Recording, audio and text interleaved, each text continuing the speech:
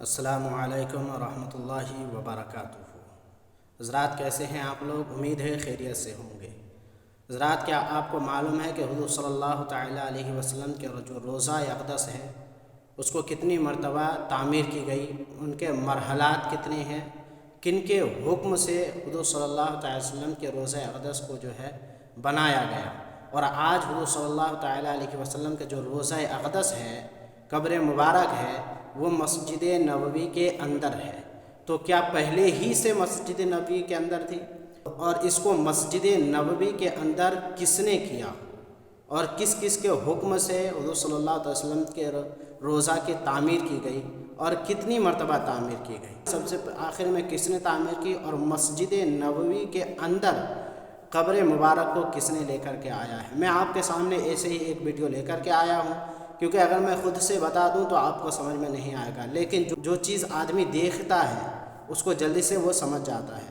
اس لیے چلیے میں آپ کے سامنے ایک ویڈیو دکھاتا ہوں، لیکن اس سے پہلے آپ سے گزارش ہے کہ چینل میں آئے تو اس کو سبسکرائب کر لیں، اور ویڈیو اچھا لگے تو اس کو لائک کر دیں، اور اپنے دوستوں تک شیئر کرنا نہ بھولیں۔ چلیے ویڈیو کو شروع کرتے ہیں۔ یہ دکھایا جا رہا ہے حضور پاک صلی اللہ علیہ وسلم کی قبر کی توسیعات کتنے مراحل سے گزری، کہ پہلے حضور صلی اللہ علیہ وسلم کی قبر کس طرح تھی۔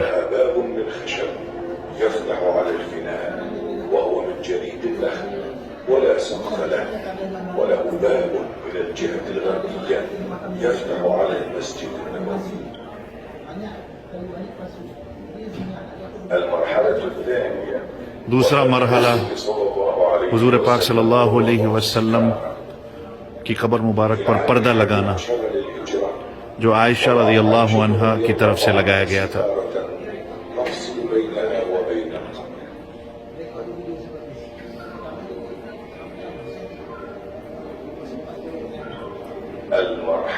تیسرا مرحلہ حضور پاک صلی اللہ علیہ وسلم کی قبر کا، جب حضرت ابوبکر صدیق رضی اللہ عنہ کی وفات ہوتی ہے۔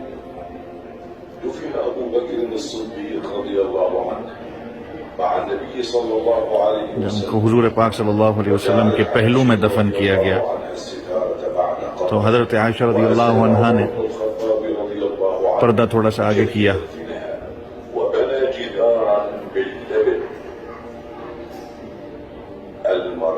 چوتھا مرحلہ عمر رضی اللہ عنہ کی وفات جب ہوتی ہے،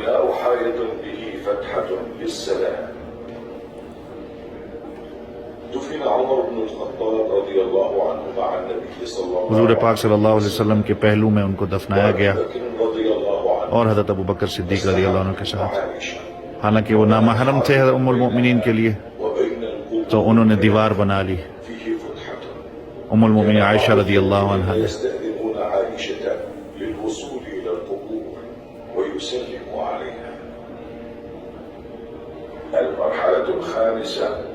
پانچواں مرحلہ حضور صلی اللہ علیہ وسلم کی قبر مبارک کا،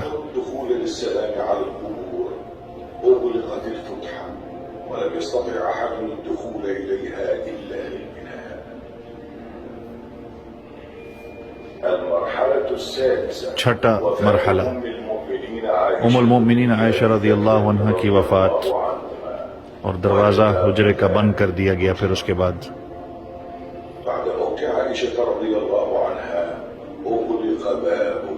دروازہ بند کر دیا گیا تھا حجرے کا۔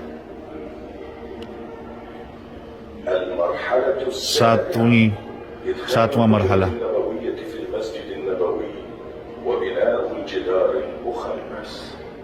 مسجد کے اندر قبر کا آنا۔ مسجد کے حصے میں ولید ابن عبد الملک کا حکم تھا کہ ساری جگہ کو ڈیمولش کیا جائے۔ آپ صلی اللہ علیہ وسلم کی ازواج مطہرات کے گھروں کو بھی ایڈ کیا جائے اندر۔ انہوں نے ساری اس بریک وال، اس دیوار کو توڑا، اور دوبارہ سے تعمیر کی گئی بغیر کسی دروازے اور کھڑکی کے، تاکہ کوئی بھی اندر نہ جا سکے۔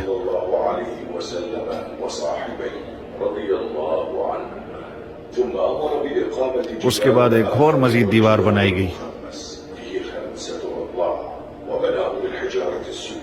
وجعل مؤخره مثلثا لئلا لا يصلى فيها ولا إليها، وأمر أن يحرف عن يمين القبلة، ولم يجعل له بابا ولا کوئی شباكا. دروازہ اور کھڑکی اس پہ نہیں بنائی گئی تھی، وهذا الجدار المخمس هو الذي عليه الستار. اور پھر اس کو پردے سے بند کر دیا گیا. اور یہ آج جو قبر جو ہے حضور پاک صلی اللہ علیہ وسلم کی جو روضہ مبارک ہے وہ آج اس طرح ہے، اس کو آپ دیکھ سکتے ہیں.